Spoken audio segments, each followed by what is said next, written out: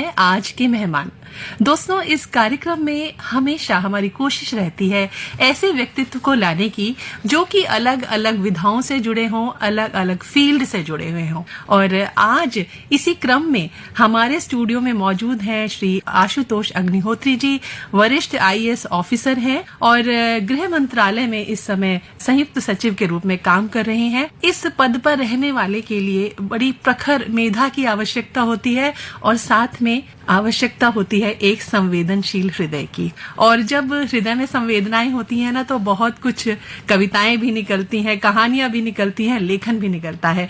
तो ऐसी ही एक बड़ी प्रतिभाशाली व्यक्तित्व हमारे साथ स्टूडियो में मौजूद है और हम उनका स्वागत करते हैं। धन्यवाद रश्मि जी, इतने अच्छे परिचय के लिए, जिसके लिए पता नहीं मैं योग्य और उपयुक्त हूँ भी कि नहीं। हमें तो मालूम है आप योग्य भी हैं और हमारे जो सुनने वाले हैं वो भी जान जाएंगे, क्योंकि वो जब सुनेंगे आपकी बातचीत तो हमें विश्वास है बड़ा ही आनंद उनको मिलेगा। और आनंद के साथ साथ कहीं ना कहीं उनको एक प्रेरणा अवश्य मिलेगी। आप बहुत अच्छा लिखते हैं, उसके बारे में भी हम बातें करेंगे, क्योंकि आकाशवाणी तो हम कहेंगे गीत, संगीत, कविताएं, कहानियां तो या तो खजाना है।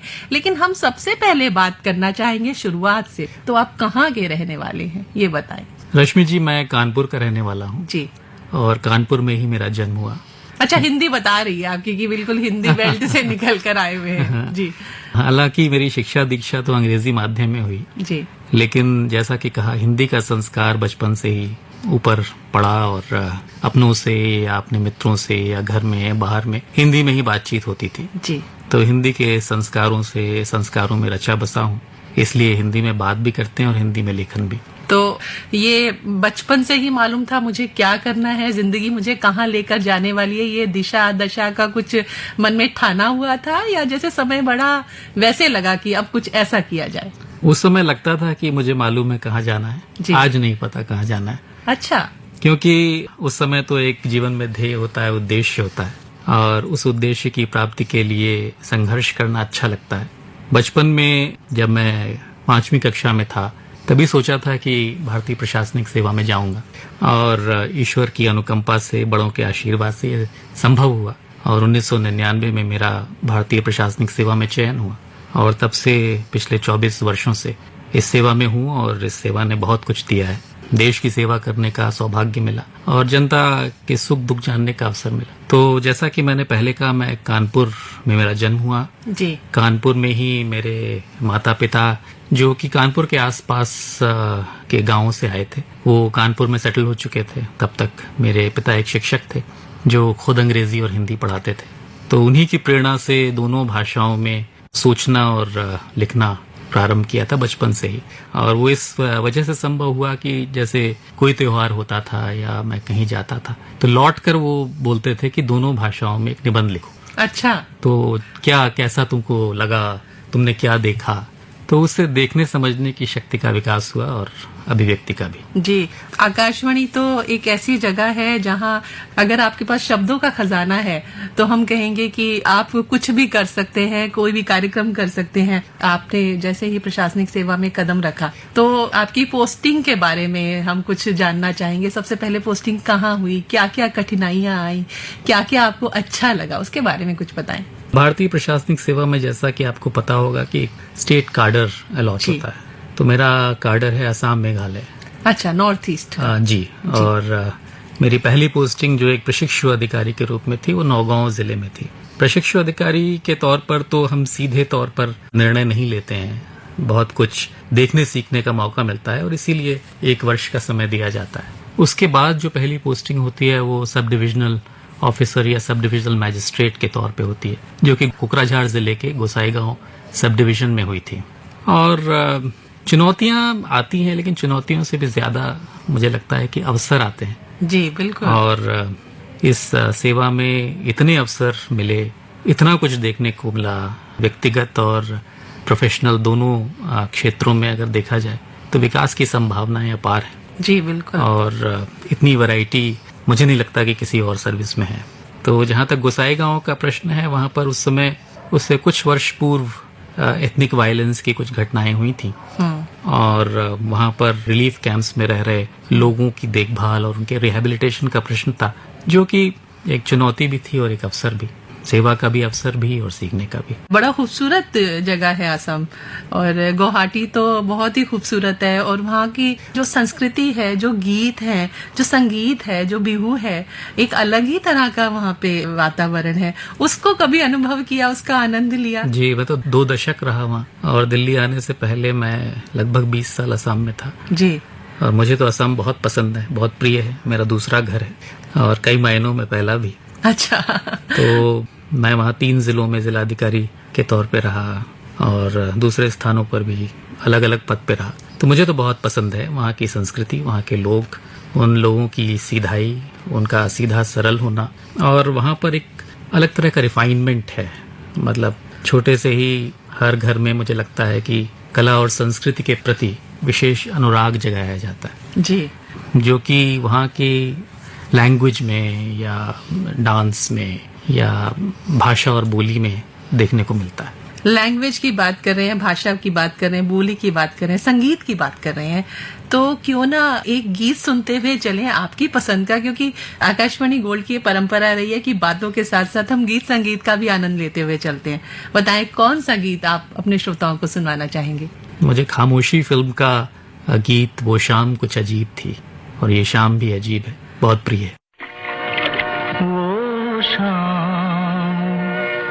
कुछ अजीब थी, ये शाम भी अजीब है।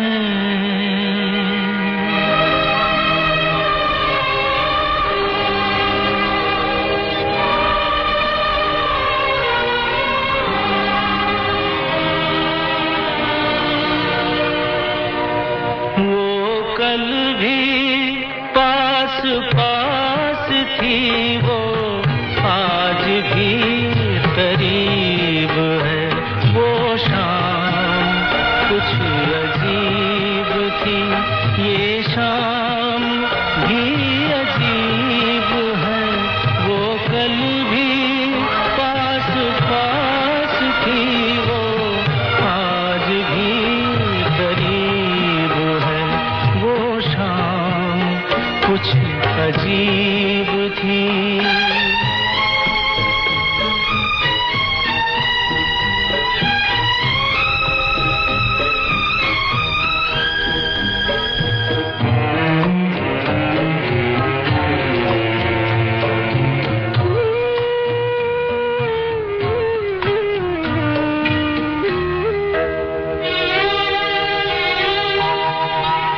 झुकी हुई निगाह में कहीं मेरा ख्याल था।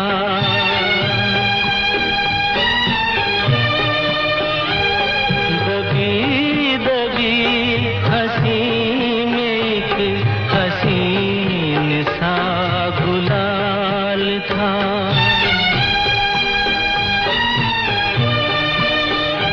मैं सोचता था मेरा नाम गुनगुना रही है वो। मैं सोचता था मेरा नाम गुनगुना रही है वो। न जाने क्यों लगा मुझे कि मुस्कुरा रही है वो। वो शाम कुछ अजीब थी।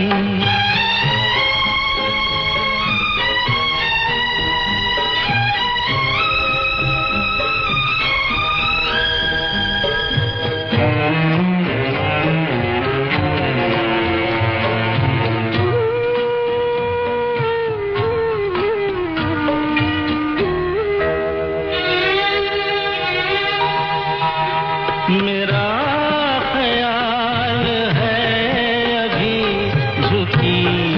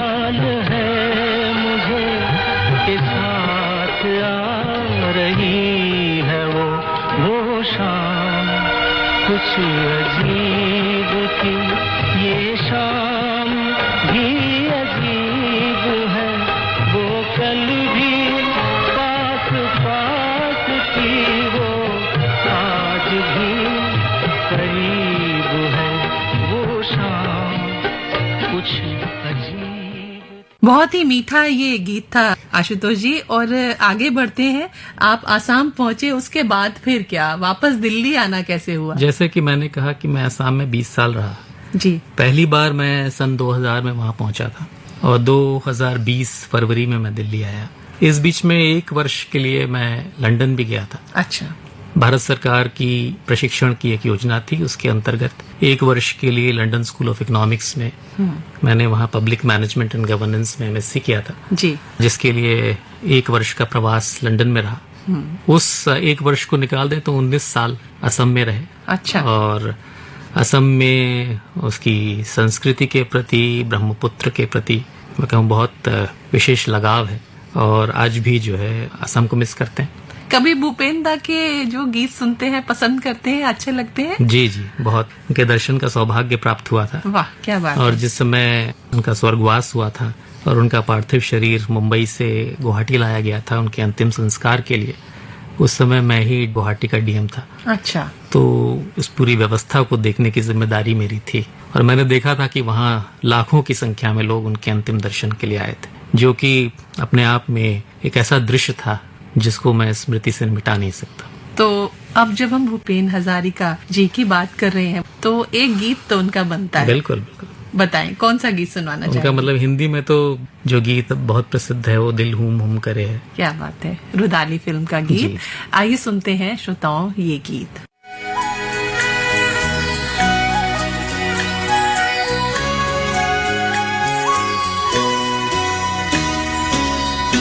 दिल हुम हुम करे घबराए, घन धम धम करे डर जाए, एक बूंद कभी पानी की मोरी अखियों से बरसाए।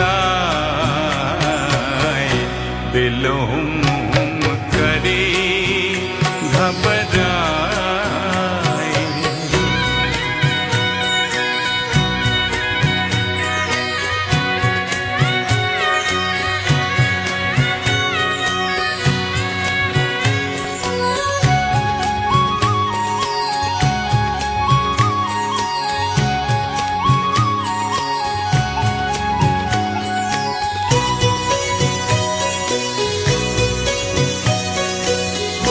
तेरी झोरी डालूं सब सूखे पात जो आए, तेरा छुआ लागे मेरी सूखी डाल हरिया। दिल हुम हुम करे घबराए।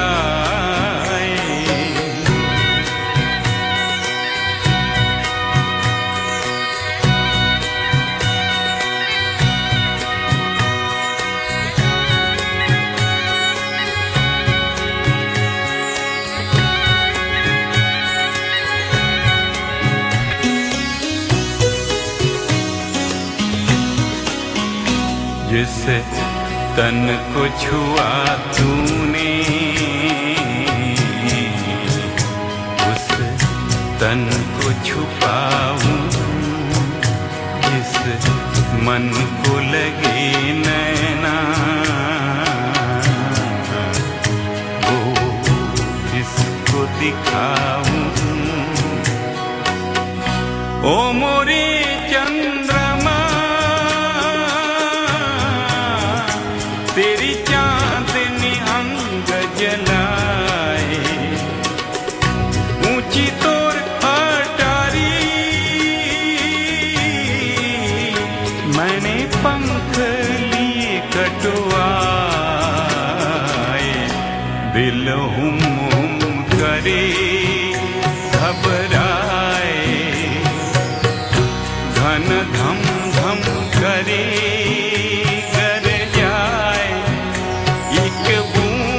कभी पानी की मोरी अखियों से बरसाए।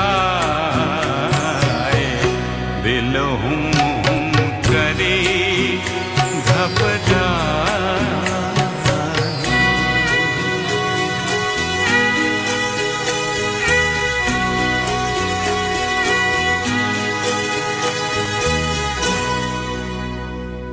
वाकई एक दिल को छू जाने वाला गीत था। और जब गीत की बातें हुई, कविता की बातें हुई, तो क्यों ना हम बात कर लें ऐसी किताब की, कुछ अधूरे शब्दों की बात करते हैं। खुद जो हमारे मेहमान हैं वो बताएंगे कि वो शब्द अधूरे कैसे हैं, हमें पूरे क्यों नहीं मिले शब्द। मेरा मानना है कि पूर्णता की तलाश या पूर्णता की खोज चिरंतन है, लेकिन कभी कभी शब्द या व्यक्ति या प्रेम पूर्ण हो जाता है और बहुधा नहीं भी होता है। अच्छा। लेकिन जब नहीं भी होता है तो भी अपने आप में अधूरा होते हुए भी वो पूरा है। और शायद यही कहने की कोशिश मैंने कविता के माध्यम से की है जी। या अपने लेखन में इस बात को बार बार रेखांकित किया है कि पूर्णता की चाह तो है, सबको है, और पूर्ण होना भी सबको चाहता है, लेकिन पूर्णता एक अंतिम बिंदु पर लाकर भी छोड़ती है। उसके बाद यात्रा शेष नहीं रहती। तो अगर आपको यात्रा करनी है और यात्रा का आनंद लेना है तो अधूरे रहने में भी कोई बुराई नहीं जी। यानी कि यात्रा में ज्यादा आनंद है, मंजिल तक जो पहुंचने के बाद का सुख तो मंजिल पर पहुंचने वाले बताएंगे, हम तो यात्रा में है, सफर में है ना। इस पर एक बच्चन जी की मधुशाला की कुछ पंक्तियां भी हैं जी। स्वागत है। ये वो कहते हैं कि प्यार नहीं है पाने में, पा जाने के अरमानों में, और मिल जाती तब हाय न इतनी प्यारी लगती मधुशाला। वाह, क्या बात है। आशुतोष जी, मैं चाहूंगी कि आप अपनी कविताओं में से कोई तो कविता हमारे श्रोताओं को जरूर सुनाएं। जरूर।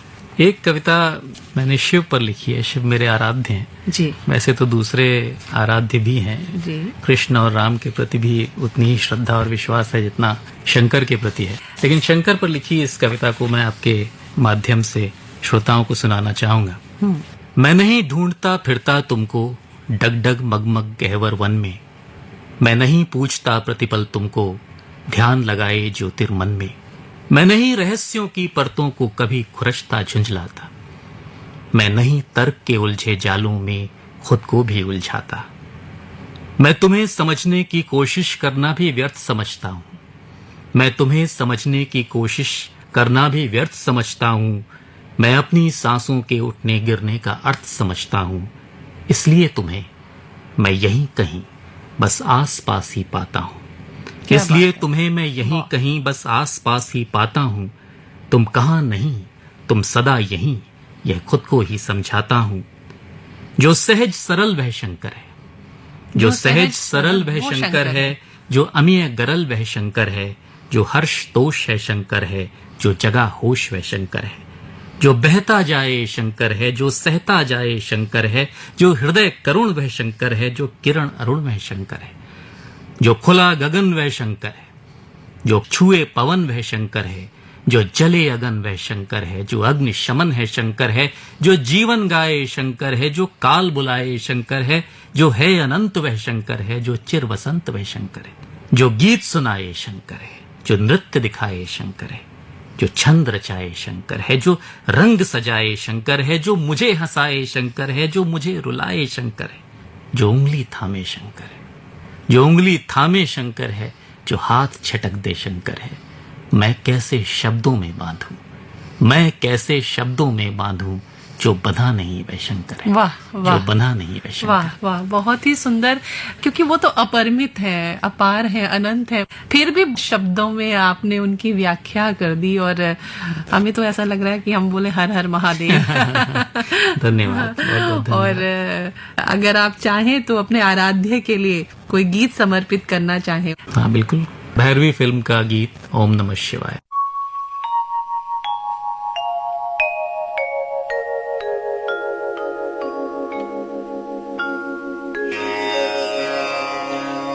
आ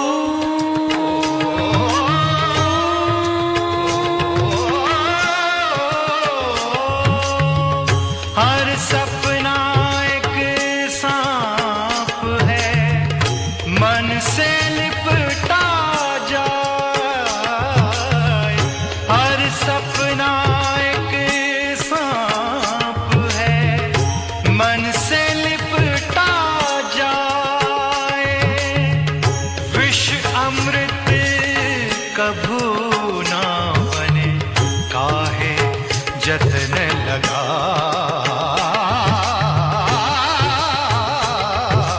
ओम नमः शिवाय, ओम नमः शिवाय। कार्यक्रम का नाम है आज के मेहमान, और आज के मेहमान हैं वरिष्ठ IAS ऑफिसर आशुतोष अग्निहोत्री जी। आपने तो मुझे लगता है बहुत सारी और किताबें भी लिखी हैं, तो बताएं कि और कौन सी किताबें लिखी हैं, और कुछ और कविताएं भी हम आपसे सुनेंगे। तो पहले कविताएं सुनना चाहेंगी या दूसरे किताबों मैं के बारे चाहती में हूँ जानना? पहले कविताएं सुना दें। ठीक है, जरूर।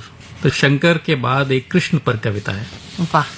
कृष्ण के विषय में बहुत सारी भ्रांतियां रहती हैं, कृष्ण को समझने के अनेक प्रयास होते हैं। जी। मैंने भी अपनी दृष्टि से कृष्ण को समझने का प्रयास किया है, एक छोटी सी कोशिश है।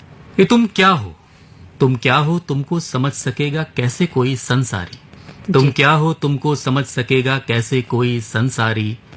इतने रूपों में देख तुम्हें चिर भ्रमित हुए हैं नर नारी।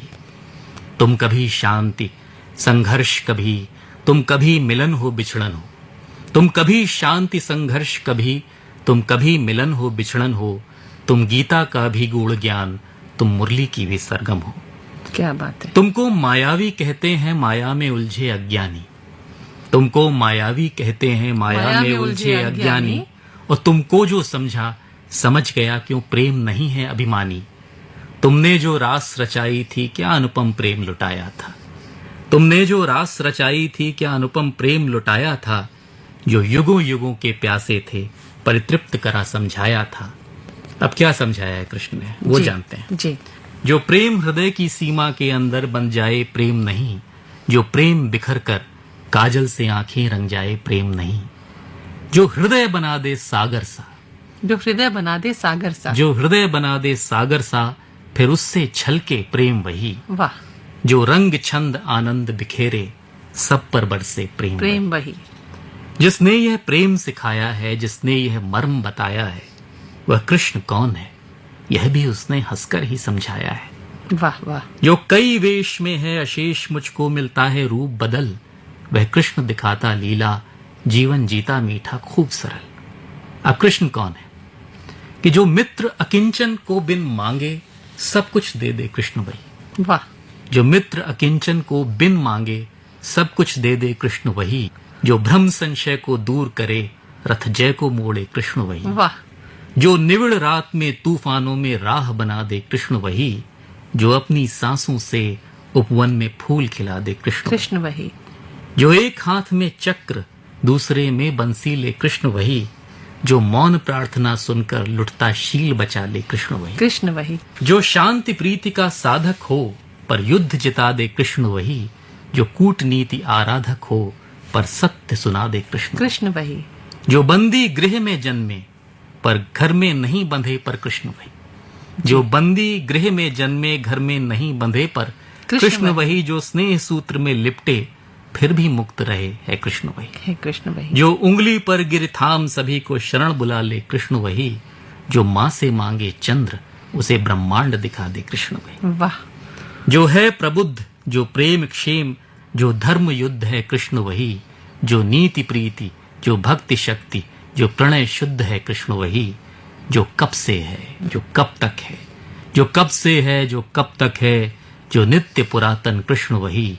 जो है नवीन जो समीचीन जो सत्य सनातन कृष्ण वही। वाह क्या बात है।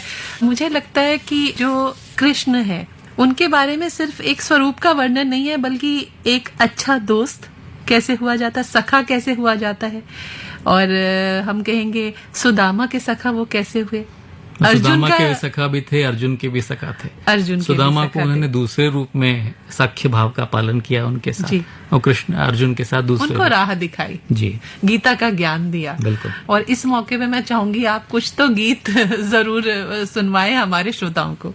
इस मौके पर एक अच्छा सा प्यारा सा गीत सुना जा सकता है, क्योंकि बात कृष्ण के प्रेम स्वरूप की हो रही है, तो प्रेम के ही विषय में गुलजार का जो भाव है खामोशी फिल्म में ही जी, ये हमने देखी है उन आंखों की महकती खुशबू, हाथ से छूके से रिश्तों का इल्जाम ना दो। तो आइए सुनते हैं ये गीत। हमने देखी है उन आंखों की महकती खुशबू, हाथ से छूके से रिश्तों का इल्जाम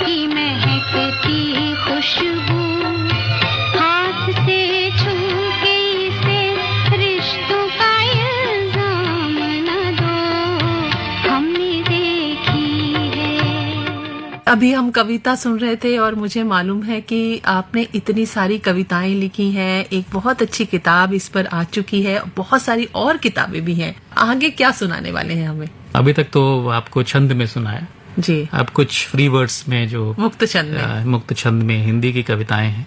एक कविता है सीधी चाल। कभी कभी कुछ लोगों को अखरती है मेरी सीधी चाल, कभी कभी कुछ लोगों को अखरती है मेरी सीधी चाल। जमीन पर टिके मेरे पैर, तीर सी सतर मेरी रीढ़, दूर क्षितिज पर टिकी नजर, अभय से प्रदीप्त मस्तक उन्हें बिल्कुल नहीं भाता। उन्हें लगता है कि मैं आकाश से तारे बीन लाने के लिए नहीं, उन्हें लगता है कि मैं आकाश से तारे बीन लाने के लिए नहीं, बल्कि उन्हें उनके छोटेपन का एहसास दिलाने के लिए ही अपने पंजों पर उचकाऊं। उन्हें अचानक लगने लगता हूं मैं बहुत लंबा, और उससे भी लंबी लगती है मेरी परछाई, जिससे डर कर घबरा कर वे और भी गहरे धंस जाते हैं, फंस जाते हैं अपने अहम झूठ और ईर्ष्या के दलदल में। सच तो यह है कि बहुत सामान्य सा है मेरा कद, बौनों की बस्ती से होकर गुजरा और सीधा क्या चला कि उन्हें लंबा लगने लगा। जी, तो सिर्फ ये जो कुछ है वो तुलना में है और जो कुछ है वो नजरों में है, किस नजर से आप देखते हैं, है ना। मुझे लगता है इससे बचना चाहिए, है ना। बहुत अच्छा संदेश लिए हुए कि अपनी लाइन बड़ी करनी चाहिए।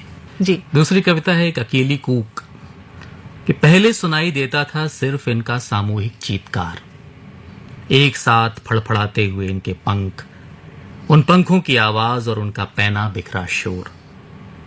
ऐसा लगता था कि आवाज करने का हक सिर्फ इनको ही है, इनको जो ऊंचे बूढ़े ऊंघते पेड़ों पर कब्जा जमाए सुबह शाम अपनी सत्ता का राग अलापते हैं, इनको जो शोर मचाते चले आते हैं, हरी घास को नोचते, जमीन के अंदर खोजते रेंगती हुई अपनी लिप्सा, इनको जो एक साथ जमा होते, एक साथ टूट पड़ते, लड़ते भिड़ते और शोर मचाते ही उड़ जाते हैं। ऐसा लगता था मुझे कि कभी नहीं दूर होगी बूढ़े दरख्तों की उदासी। ऐसा लगता था मुझे कि कभी नहीं दूर होगी बूढ़े दरख्तों की उदासी। जी, मगर बीते कुछ दिनों में शाखें मुस्कुराई हैं। अच्छा, मगर बीते कुछ दिनों में शाखें मुस्कुराई हैं। एक अकेली कूक मीठी सी तीखी सी अपनी एकांत साधना में डूबी, भीड़ के अहंकार पर हंसती हुई मेरे अंतर को गुदगुदा कर पेड़ पर लौट आई है। वाह, शाखें मुस्कुराई हैं। वाह, क्या यहाँ बात पर है। कौओं की फौज है और एक अकेली कोयल है। जी, ये बहुत कुछ समेटे हुए ये कविता। इसमें पर्यावरण की चिंता भी है और इसमें कुछ सही करने की एक जरूरत वाली बात भी है और एक सही आवाज भी है जो कि बहुत कुछ बदल सकती है। ऐसा तो कुछ मुझे समझ में आ रहा है। बिल्कुल बिल्कुल, आपने बिल्कुल सही समझा जी। और अगर आप अनुमति दें तो एक आखिरी कविता, जी, स्वागत है। आत्मा के घाव इस कविता का शीर्षक है कि वो सिर्फ एक छोटी सी बच्ची थी, वो सिर्फ एक छोटी सी बच्ची थी, अपनी बड़ी बड़ी बोलती आंखों को मटकाते जब बातें करती थी तो चांद सितारे भी उतरकर उसकी शहद सी आवाज में डूब जाते थे। रंग बिरंगी छींट वाली फ्रॉक पहने जब अपने नन्हे पांव थिरकाती, फूलों के बीच मुस्कुराती तो बादलों में छिपी परियां भी उस पर गुमान करती थी। बड़ी प्यारी थी, पर थी तो सिर्फ वो एक छोटी सी बच्ची। किसी ने उसका नाम बताया, क्या फर्क पड़ता है, किस जबान में उसकी तोतली सरगम गूंजी, क्या फर्क पड़ता है। फर्क तो इस बात से पड़ता है कि जब उन भेड़ियों ने उसकी कोमल खाल में अपने पैने दांत गड़ाए और उसकी आत्मा को अपनी लार में डुबोया, जब वो दर्द से चीखी चिल्लाई, किसी को नहीं सुनाई दी उसकी पुकार। वो तो सिर्फ एक छोटी सी बच्ची थी जिसके सपने थे, खिलौने थे, लोरियां थी, कहानियां थी। न उसका कोई नाम था, न उसका कोई मजहब। किसी ने उसकी पुकार सुनी हो या ना सुनी हो, तुमने क्यों नहीं सुनी? किसी ने उसकी पुकार सुनी हो या ना सुनी हो, तुमने क्यों नहीं सुनी? तुम उसे बचाने क्यों नहीं आए कृष्ण? वो तो द्रौपदी से भी ज्यादा असहाय थी, वो छोटी सी बच्ची। ये कविता सुनकर तो हमारा हृदय बड़ा द्रवित हो गया है, और क्योंकि वाकई ये चेतना जगाने की बहुत जरूरत है आज भी समाज में कि नारी सुरक्षा और खासकर छोटी छोटी बच्चियों की सुरक्षा तो बहुत ही अनिवार्य है। इस दिशा में आप क्या समझते हैं? इस दिशा में क्या काम होने की जरूरत है? मेरे ख्याल से सबसे ज्यादा काम तो समाज को करना है, क्योंकि सब कुछ सरकार के ऊपर तो नहीं छोड़ा जा सकता। समाज में ऐसी घटनाएं जो देखने को मिलती हैं वो अपने आसपास देखने को मिलती हैं। घरों में देखने को मिलती है। घर से ही ये शिक्षा जी। शुरू कर इसलिए देनी सबसे चाहिए, ज्यादा हमें अपने जो बच्चों है, को ही समझा के चलना सबसे ज्यादा चाहिए। जो ये शिक्षा है हमें खुद देनी होगी, अपने बच्चों को देनी होगी, और उन्हें इस विषय में और जागरूक बनाना होगा, जिससे कि कभी भी उनके साथ ऐसा कुछ घटित हो तो वो तुरंत बताएं। और इसमें माता पिता को भी उस चीज को छुपाने के बजाय उस व्यक्ति ने जो किया है उसके खिलाफ काम करना चाहिए, आवाज उठानी चाहिए। जी बिल्कुल। कभी कहानी लिखने का विचार आया कि कहानियां लिखी जाए? अभी तक मेरी 8 पुस्तकें प्रकाशित हो चुकी हैं जी। हिंदी में? जिनमें 3 हिंदी में और 5 अंग्रेजी में है। अच्छा, अंग्रेजी में भी है? अंग्रेजी में भी काव्य संकलन है जो लव लाइफ एंड लॉन्गिंग के नाम से है, और अंग्रेजी में एक लघु कथाओं का संकलन भी है। अच्छा। जो the light of love and other stories है। उसमें से कुछ कहानियां ऐसी हैं जो इर्द गिर्द जो घटित हुआ उसको कहानी का ये रूप शॉर्ट दिया स्टोरीज गया। है क्या? ये शॉर्ट स्टोरीज हैं। अच्छा। और इसके अलावा जो अंग्रेजी में विचारों का संकलन है, कुछ निबंध है, सब मिला के एक छोटा सा प्रयास है अपने आप को मनुष्य बनाए रखने का। और हम देख पा रहे हैं कि वो प्रयास काफी हद तक बस कामयाबी की ओर बढ़ उतना ही चुका हो है। जाए बहुत है। जी। बाकी और कोई विशेष आप आकांक्षा नहीं। लिखते भी हैं, जी। आप बड़े पद का दायित्व भी संभाले हुए हैं, कहानियां भी लिखते हैं, दोनों भाषाओं में लिखते हैं। और मैं देख रही हूँ कि इतने सुंदर सुंदर जो गीत आपने चुनाव किया है, तो लगता है गीत संगीत का भी आपको शौक है। आप गाते भी हैं क्या? नहीं, गाते तो नहीं है। अच्छा। सुर लय ताल की समझ इतनी अच्छी नहीं। हम ये चाहेंगे जो हमारे युवा हैं वो भी तरह तरह के इम्तिहान देते हैं, जिंदगी के भी इम्तिहान है और करियर बनाने के लिए भी इम्तिहान है, उनके लिए क्या संदेश आप देना चाहेंगे? वो क्या करें, कैसे पढ़ाई करें, कैसे वो अपने करियर में आगे बढ़ सकते हैं, जिंदगी कैसे जीनी चाहिए, बताएं। जिंदगी कैसे जीनी चाहिए, सबसे पहले तो इसी प्रश्न को लेते हैं, क्योंकि जिंदगी हर एक अलग तरह से जीता है। मेरे लिए जिंदगी जो है किसी और चीज से बड़ी है, पद प्रतिष्ठा करियर उससे बड़ी है जिंदगी। तो लेकिन युवाओं के लिए तो सबसे पहले जो चिंता रहती है वो युवाओं करियर के की लिए रहती है। सबसे ज्यादा महत्वपूर्ण जो मेरे ख्याल से उस अवस्था में होता है और होना चाहिए वो है करियर और शिक्षा। जी। अच्छी शिक्षा, अच्छे संस्कार उनको अच्छा जीवन जीने के लिए प्रेरित करेंगे, उसमें सहायक भी बनेंगे। करियर का चयन जो है वो अपनी क्षमता के अनुरूप करें, अपने इंटरेस्ट के हिसाब से करें। उसे करने के बाद उस उद्देश्य की प्राप्ति के लिए अपना सर्वस्व झोंक दें, जी जान लगा दें। जी जान लगा दें। वो लगाना ही पड़ेगा, नहीं तो कंपटीशन इतना है। जैसे बड़ी लकीर खींचने की बात पहले भी हुई थी, तो आपको पूरा संघर्ष दूसरी लकीरों से बड़ा अपने आप को बनाने की है। तो एक बार वो बना दिया तो आपको आपका लक्ष्य प्राप्त हो जाएगा। जब आपके सामने एक ध्येय है, उसकी ध्येय की प्राप्ति के लिए आप पूरी तरह से जुट जाएं। आप कितना पढ़ते थे, सच्ची सच्ची बताइए। हम 6 से 8 घंटे। क्योंकि हमने सुना है कि जो लोग यूपीएससी की तैयारी करते हैं वो 18 घंटे पढ़ते हैं। 18 घंटे पढ़ना 20 तो घंटे संभव ही नहीं है। वो तो संभव नहीं है और शायद आवश्यक भी नहीं है। लेकिन हाँ, जितनी देर पढ़ें उतनी देर पूरे मनोयोग से पढ़ें। तो 6 से 8 घंटे, कुछ लोग 6 घंटे में ही वो प्राप्त कर सकते हैं जो 10 घंटे में होता है। और पूरा ध्यान लगाकर पढ़ें। क्या क्या पढ़ें? पेपर पढ़ें, किताबें कौन सी मतलब पढ़ें? अपने आप को जागरूक रखें और किसी भी विषय पर उसका एक एनालिटिकल उसकी एग्जामिनेशन होना चाहिए कि इसमें क्या अच्छा है, क्या बुरा है, क्या कहा गया है, क्या आप सोचते हैं। उसके बाद एक व्यू क्रिस्टलाइज करें। और मौलिक चिंतन हमेशा जो है एक एज देता है। जी बिल्कुल। तो अगर आप सिर्फ रटी रटाई चीजें या पढ़ी पढ़ाई चीजें ही रिप्रोड्यूस कर रहे हैं तो उसका उतना प्रभाव नहीं पड़ेगा जितना आप वो जो एक्स फैक्टर है वो तभी आएगा जब आप कुछ नया लाएंगे। बट नए लाने की जुगत में ऐसा ना हो कि जो उसका मूल तत्व है वही खो दें। तो एक बैलेंस मेंटेन करना है आपको कि उसके विषय में जो स्थापित धारणाएं हैं वो क्या है और आपका मौलिक चिंतन क्या है। ये बहुत जरूरी है। लेकिन अब मैं आपको पढ़ाई लिखाई से वापस फिर संगीत की ओर लेकर चलती हूँ इस कार्यक्रम को समेटने से पहले। जी। बताइए क्या सुनवाना चाहेंगे श्रोताओं को? इस समय मैं इजाजत फिल्म का गाना मेरा कुछ सामान तुम्हारे पास पड़ा है।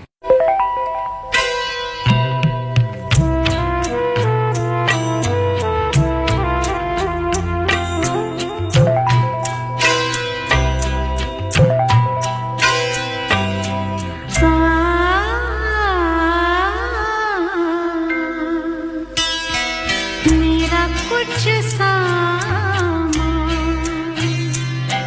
तुम्हारे पास पड़ा है। मेरा कुछ सामान तुम्हारे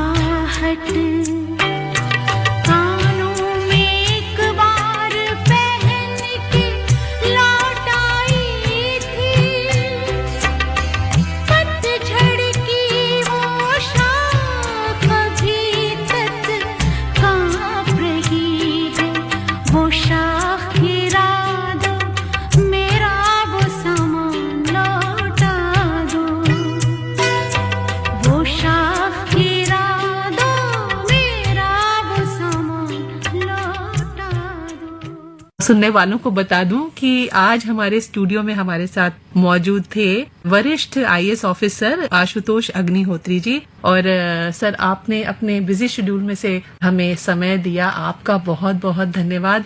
आप आकाशवाणी गोल्ड के स्टूडियो में आए, हमें बहुत अच्छा लगा।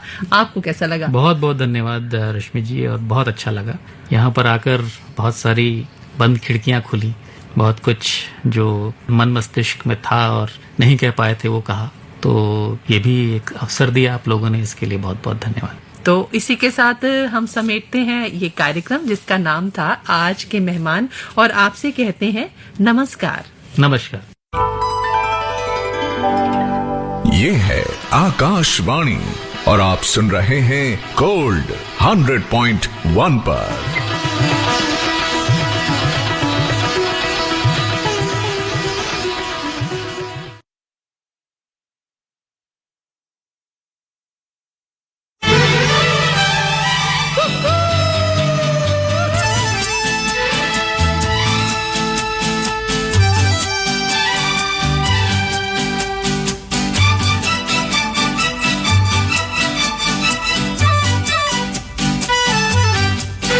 कितने भी तू कर ले सितम, हंस हंस के सहेंगे हम।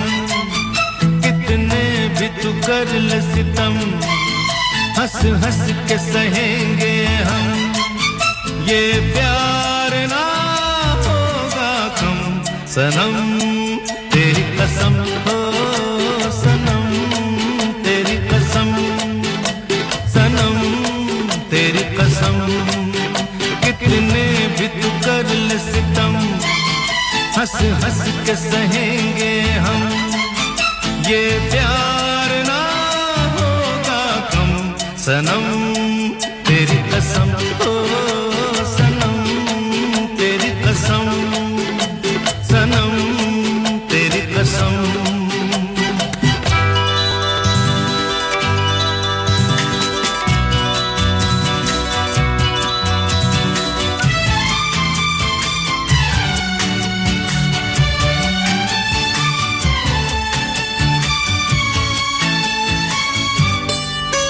जितना तड़पाएगी मुझको उतना ही तड़पेगी तू भी। जो आज है आरज़ू मेरी वो कल तेरी आरज़ू होगी। जितना तड़पाएगी मुझको उतना ही तड़पेगी तू भी। जो आज है आरज़ू मेरी वो कल तेरी आरज़ू होगी। ये झूठ नहीं सच है सनम, सनम तेरी कसम हो सनम, तेरी कसम सनम, तेरी कसम।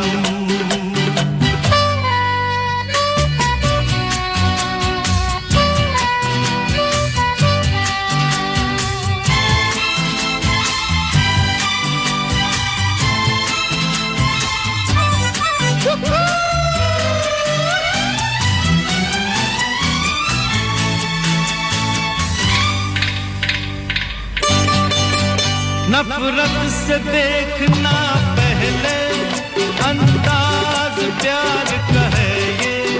कुछ है आंखों का रिश्ता, गुस्सा इकरार का है ये। नफरत से देखना पहले अंदाज प्यार का है ये। कुछ है आंखों का रिश्ता, गुस्सा इकरार का है ये।